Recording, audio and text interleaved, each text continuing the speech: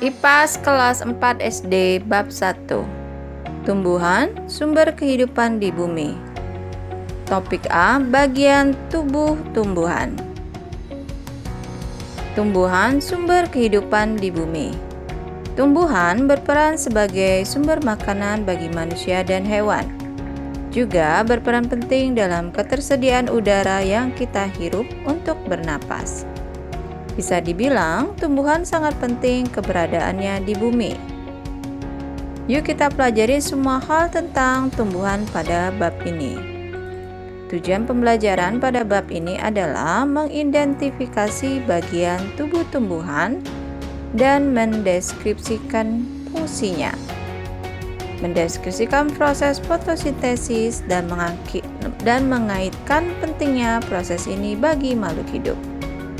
Tujuan ketiga, membuat simulasi menggunakan bagan atau alat bantu sederhana tentang siklus hidup tumbuhan. Topik A, kita akan belajar bagian tubuh tumbuhan.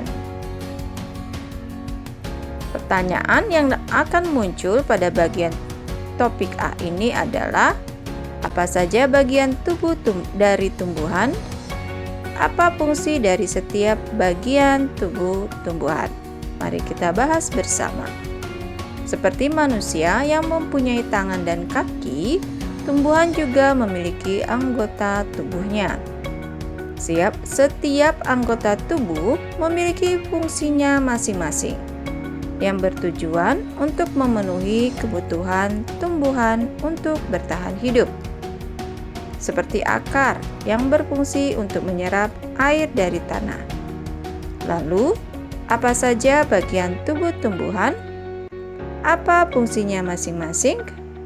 Mari kita pelajarin bersama.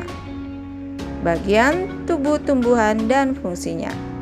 Sama seperti anggota tubuh kita, bagian tubuh tumbuhan juga memiliki peran dan fungsinya masing-masing.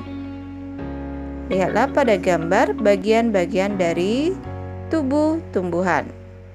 Yang pertama bagiannya adalah bunga. Berfungsi tempat perkembangbiakan tumbuhan. Bunga yang sudah berkembang biak akan menjadi biji. Biji inilah yang nanti bisa ditanam kembali. Bagian selanjutnya adalah batang.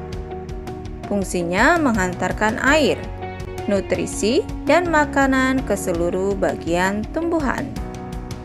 Kemudian terdapat bagian tubuh tumbuhan adalah akar, yang berfungsi menyerap air dan nutrisi dari dalam tanah dan berfungsi juga untuk menopang tumbuhan. Selanjutnya bagian yang lainnya adalah daun, tempat tumbuhan membuat makanan. Makanan ini dibutuhkan agar tanaman bisa tumbuh. Bagian tubuh tumbuhan yang lain adalah buah, berfungsi sebagai tempat menyimpan cadangan makanan dan melindungi biji di dalamnya. Itulah tadi bagian tubuh tumbuhan dan fungsinya. Sekarang mari kita mengenal akar lebih jauh.